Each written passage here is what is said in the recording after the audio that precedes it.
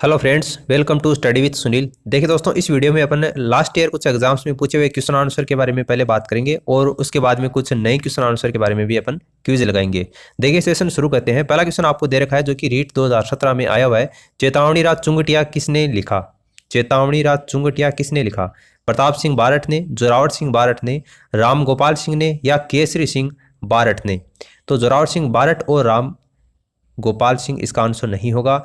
प्रताप सिंह बारठ भी नहीं होगा। केसरी सिंह बारठ के द्वारा चेतावनी राज चुंगटिया लिखा गया है। ऑप्शन डी क्या हो जाएगा? इसका आंसर हो जाएगा। किस प्रांतीय प्रजामंडल ने 1936 में कृष्णा दिवस मनाया? कौन सा वो प्रांतीय प्रजामंडल था जिसने 1936 में कृष्णा दिवस मनाया? ये भी रीट 2017 में आया हुआ क्वेश्चन है। उदयपुर या कोटा, करौली या जोधपुर? देखिए 1934 के अंतर्गत जोधपुर प्रजामंडल की स्थापना हुई थी, जिसके प्रथम अध्यक्ष कौन थे? भंवरलाल थे। जोधपुर जो प्रजामंडल है उसमें एक युवा विधवा जिसका नाम है श्रीमती कृष्णा, उसके राज परिवार से जुड़े हुए कुछ लोगों के द्वारा एक अपहरण मामले को एक व्यापक स्तर के ऊपर उठाया गया था, जिसके बाद में कृष्णा दिवस मनाने का आह्वान किया गया था। तो कौन सा था वो? जोधपुर। क्या होगा इस क्वेश्चन का करेक्ट आंसर? होगा जोधपुर प्रजामंडल की स्थापना 1934 में हुई थी और 1936 में कृष्णा दिवस मनाया गया था। जोधपुर इसका आंसर होगा। आभानेरी तथा राजौरगढ़ के कलात्मक वैभव कौन से काल के हैं? ये रीट 2015 में आया हुआ है।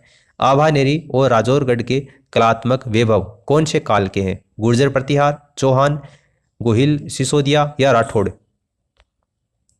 तो ये कौन से काल के हैं? गुर्जर प्रतिहार काल के हैं। ऑप्शन फर्स्ट इसका आंसर होगा। चित्रकला शैली जिसका नाम है बणी ठणी, ये संबंधित है। चित्रकला शैली बणी ठणी किससे संबंधित है? सतवंत प्रसाद से, नागरीदास से, मृगावती से या शिव पार्वती से? बणी ठणी। देखिए बणी ठणी जो पेंटिंग है जिसको भारत की मोनालिसा भी कहते हैं, किसने कहा था भारत की मोनालिसा? इसको एरिक डिकिंसन ने कहा था बणी ठणी को भारत की मोनालिसा। देखिए राजा सावंत सिंह जिसका उपनाम है नागरीदास, नागरीदास नाम से भी इसको जाना जाता है। इनका जन्म हुआ था 1699 ईस्वी में। किशनगढ़ शैली की दृष्टि से इनका जो कालक्रम है वो स्वर्ण युग माना जाता है और राजा सावंत सिंह का जो कालक्रम था वो 1748 से लेकर 1764 तक था। जो नागरीदास थे ये इनकी प्रेमिका बणी ठणी को राधा के रूप में अंकित किया गया है और इसी बणी ठणी को भारत की मोनालिसा एरिक डिकिंसन ने कहा है। तो नागरीदास या राजा सावंत सिंह क्या होगा? इसका करेक्ट आंसर होगा।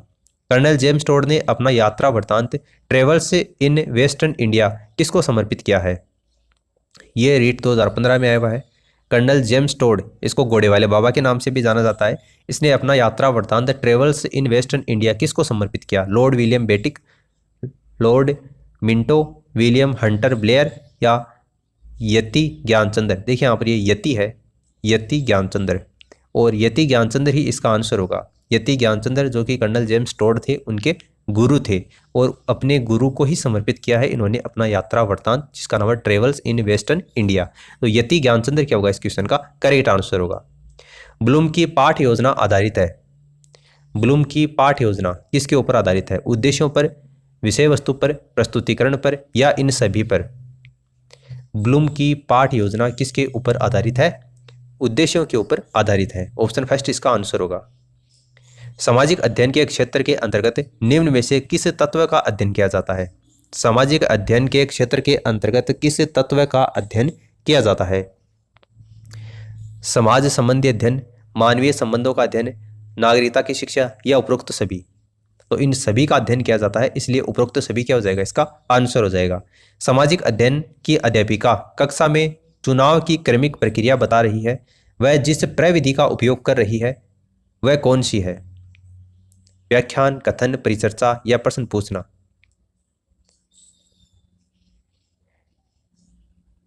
सामाजिक अध्ययन की अध्यापिका कक्षा में चुनाव की क्रमिक प्रक्रिया बता रही है, वह जिस प्रविधि का प्रयोग कर रही है वह कौन सी है?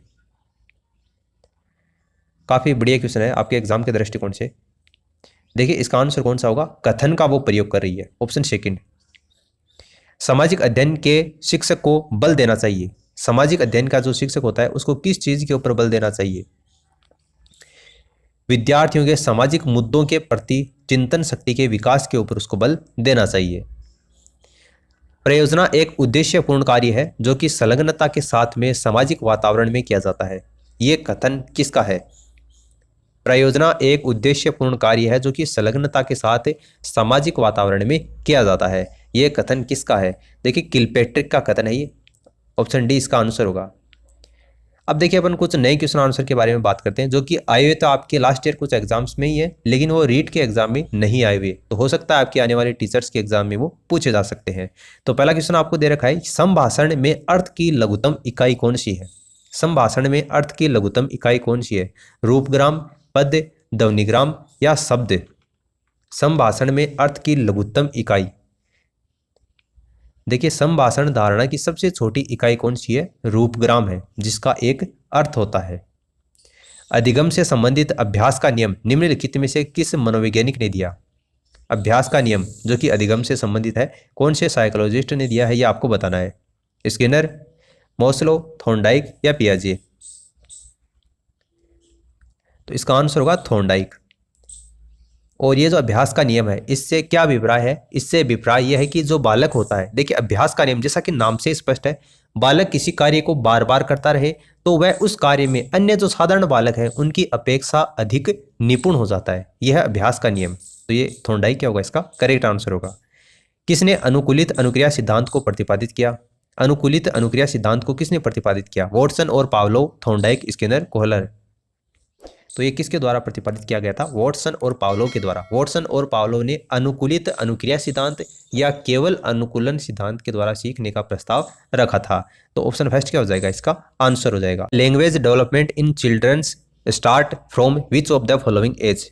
यानी कि जो भाषा का विकास है एक बच्चे के अंतर्गत, वो शुरू होता है कौन सी स्टेज से शुरू होता है, ये आपको बताना है। From birth, from early childhood, from late childhood या फ्रॉम प्रेगनेंसी, या प्रेगनेंसी के टाइम में वो शुरू हो जाता है। कौन सी स्टेज से, कौन सी एज से वो शुरू होता है भाषा का विकास एक बच्चे के अंतर्गत?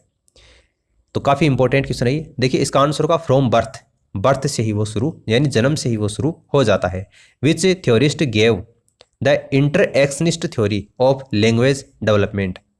यानी जो भाषा विकास है उसके बारे में इंटरएक्शनिस्ट थ्योरी किसके द्वारा दी गई? पिगट के द्वारा, स्किनर, चॉम्स्की के द्वारा या वाइगोत्स्की के द्वारा? तो ये जो थ्योरी है वो किसके द्वारा दी गई थी? वाइगोत्स्की के द्वारा दी गई थी। एंटोमोलॉजी क्या है?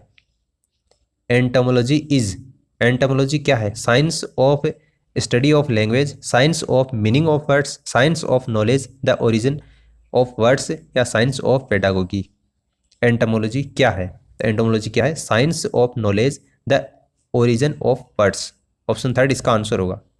प्राथमिक स्तर पर भाषाई क्षमताओं का विकास डैश है और साहित्य डैश है। यह सीटेट दिसंबर 2019 के पेपर में आया हुआ क्वेश्चन है। प्राथमिक स्तर पर भाषाई क्षमताओं का विकास, विकास क्या है? साध्य है। और साहित्य क्या है? साधन है। तो ये उद्देश्य वाला नहीं होगा, साध्य और साधन है, ये हो जाएगा। ऑप्शन थर्ड इसका आंसर होगा। प्राथमिक स्तर पर भाषाई क्षमताओं का विकास तो क्या है? साध्य है। और साहित्य क्या है? साधन है। Option third. शिक्षण प्रक्रिया को रुचिकर बनाने में डैश शिक्षण सामग्री सहायक होती है। कौन सी शिक्षण सामग्री? ऑडियो वीडियो, वैविध्यपूर्ण, वीडियो परक या पत्र पत्रिकाएं?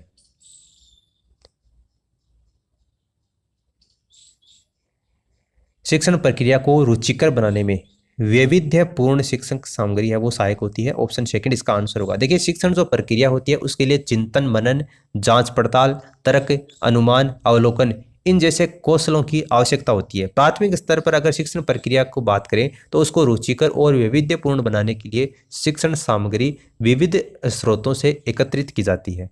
वैविध्यपूर्ण क्या होगा? इस क्वेश्चन का करेक्ट आंसर होगा। कक्षा में भाषा की डैश के प्रति डैश बनकर उसका उपयोग भाषा शिक्षण में करना चाहिए। कक्षा में भाषा की विविधता के प्रति संवेदनशील बनकर, विविधता के प्रति संवेदनशील बनकर उसका उपयोग भाषा शिक्षण में करना चाहिए। ये ऑप्शन सेकंड वाला क्या होगा? इसका करेक्ट आंसर होगा। बिल्कुल। यदि किसी वस्तु का क्रय मूल्य उसके विक्रय मूल्य का 3/2 है तो लाभ या हानि प्रतिशत आपको बताना है। देखिए चारों ऑप्शन आपको दिखा देता हूं। किसी वस्तु का क्रय मूल्य उसके विक्रय मूल्य का 3/2 है। देखिए इस क्वेश्चन को करने के लिए आपको सबसे पहले तो ये लिखना पड़ेगा, सीपी यानी कि कॉस्ट प्राइस क्रय मूल्य है, क्रय मूल्य उसके विक्रय मूल्य का, यानी कि ये सेलिंग प्राइस है, इसके विक्रय मूल्य का मतलब गुणा का चिन्ह है, कितना है 3/2 है। अब देखो इसमें से आपको निकालना है कि क्रय मूल्य कौन सा और विक्रय मूल्य कौन सा है पहले। तो देखिए ये सीपी है, इसके नीचे ये आ जाएगा एसपी और ये बराबर 3/2। तो यहाँ से सीपी यानी क्रय मूल्य तो कितना है 3 है और एसपी की वैल्यू कितनी है 2 है। यानी कोई चीज़ अगर वो 3 में खरीदता है और 2 में बेचता है तो उसको क्या होती है, हानि होती है। अरे ऑब्वियस सी बात है ना, 3 रुपए में आप कोई चीज़ खरीदते हो और 2 रुपए में उसको बेचते हो तो आपको हानि तो होगी ना। कितने की हानि होगी, 1 की हानि होगी। और हानि और लाभ हमेशा ही किस पर निकाला जाता है, क्रय मूल्य पर निकाला जाता है। क्रय मूल्य आपको यहाँ पर कितना दे रखा है, 3 दे रखा है, तो 1/3 और आपको प्रतिशत निकालना है आगे, तो मल्टीप्लाई कर दो 100 से, 100/3 हो गया ये, 100/3 और 100 में 3 का भाग दोगे तो 33 सही 1/3% आएगा। और क्या आएगा, ये हानि आएगी, लाभ नहीं आएगा, क्योंकि कोई चीज़ अगर आप 3 में खरीदते हो 2 में बेचते हो तो आपको हानि होती है, लाभ नहीं होता। तो 33 सही 1/3% क्या हो जाएगा, हानि हो जाएगी। ये आपको कौन से ऑप्शन में दे रखा है, सेकंड ऑप्शन में दे रखा है। ए तथा बी की आयु 6:5 के अनुपात में है, उसकी आयु का योग आपको 44 वर्ष दे रखा है। 8 वर्ष के बाद में उनकी आयु का अनुपात पूछा है।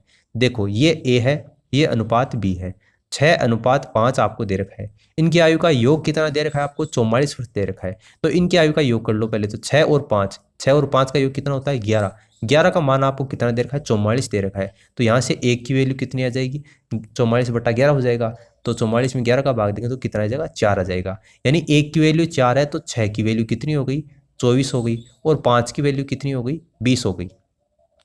ठीक है, ए और बी की वर्तमान आयु कितनी आ गई है, देखिए 6:5 आपको अनुपात दे रखा था, इनकी आयु निकाल ली अपने 20 और 24।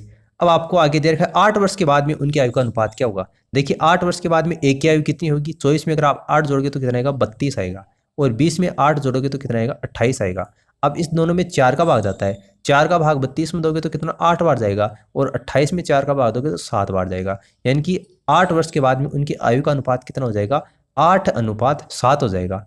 ठीक है, 8:7। और ये आपको कौन से ऑप्शन में दे रखा है, चौथे ऑप्शन में दे रखा है, ये इसका आंसर हो जाएगा। अगर आपको नहीं समझ में आया है तो वीडियो खत्म होने के बाद में एक बार आप फिर से देख लेना।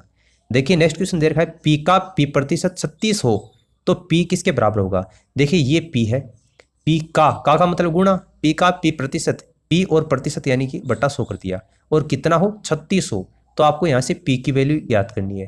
देखिए पी गुणा पी बटा 100 बराबर 36, ये इक्वेशन बनेगी जो अपन को क्वेश्चन में लैंग्वेज दे रखी है उसके हिसाब से। तो यहाँ से हो जाएगा ये पी स्क्वायर, और ये 100 है इधर, ये भाग में है तो ये 36 के जाके गुणा में हो जाएगा। तो पी स्क्वायर का मान कितना हो जाएगा, 36 मल्टीप्लाई 100। अभी यहाँ पर पी स्क्वायर है ना, तो इस स्क्वायर को यहाँ से हटाओगे तो यहाँ पर इधर आके ये क्या बन जाएगा, अंडर रूट बन जाएगा। अब 36 का अंडर रूट तो कितना होता है, 6 होता है, और 100 का कितना हो जाएगा, ये 10 हो जाएगा। तो यहाँ से पी की वैल्यू कितनी आ जाएगी, 6 × 10 कितना हो जाएगा, 60 हो जाएगा। 60 आपको कौन से ऑप्शन में दे रखा है, चौथे ऑप्शन में दे रखा है, तो ऑप्शन डी क्या हो जाएगा, इसका आंसर हो जाएगा। कुछ नहीं किया अपन ने, जो क्वेश्चन में दे रखा था उसको फॉलो कर लिया और अपना आंसर यहाँ पर आ जाता है। सीसीई छात्रों के लिए कितना सार्थक है, सीसीई छात्रों के लिए कितना सार्थक है। 4 ऑप्शन आपको दे रखे हैं। अगर आपको टाइम यहां पर कम मिल रहा है तो आप वीडियो को पॉज कर सकते हैं, उसके बाद में आंसर दे सकते हैं। देखिए इसका आंसर मैं आपको बता देता हूं, सीसीई ये सीखने की प्रक्रिया के माध्यम से छात्रों का मूल्यांकन करता है। ऑप्शन सेकंड क्या होगा, इसका आंसर होगा। कौन सा ज्वालामुखी पर्वत है, 4 आपको पर्वतों के नाम दे रखे हैं, कौन सा ज्वालामुखी पर्वत है ये आपको बताना है। Ural, Appalachian, Kilimanjaro, Aravalli. ज्वालामुखी पर्वत आपको पूछा है, तो इनमें से किलिमंजारो क्या है, एक ज्वालामुखी पर्वत है, और ये निष्क्रिय ज्वालामुखी पर्वत है। ठीक है, यानी कि वर्तमान में ये एक्टिव नहीं है। किलिमंजारो एक निष्क्रिय तंजानिया के अंतर्गत स्थित ये एक ज्वालामुखी है, और किलिमंजारो अफ्रीका का सबसे ऊंचा पर्वत है और विश्व का सबसे ऊंचा मुक्त स्थायी पर्वत है किलिमंजारो। ऑप्शन थर्ड इसका आंसर होगा। एलिफेंटा द्वीप अवस्थित है, एलिफेंटा जो द्वीप है वो कहाँ पर अवस्थित है, गोवा तट के ऊपर, मुंबई तट, गंगा डेल्टा या कच्छ तट के ऊपर। तो एलिफेंटा काफ़ी ज़्यादा फेमस है, इसको यूनेस्को की विश्व धरोहर स्थल के रूप में भी शामिल किया गया है एलिफेंटा द्वीप को। और ये कौन से तट के ऊपर है, मुंबई तट के ऊपर है। ऑप्शन सेकंड क्या हो जाएगा, इसका आंसर हो जाएगा। तो उम्मीद करता हूँ कि आपको इस वीडियो से काफ़ी कुछ जानने को मिला होगा। वीडियो अच्छा लगा है तो लाइक करके सपोर्ट करें, अपने दोस्तों के साथ में इस वीडियो को शेयर कर देना ताकि उनको भी अपनी स्टडी में बेनिफिट मिल सके। इस वीडियो में फिलहाल इतना ही। Thanks for listening and as always God bless you all.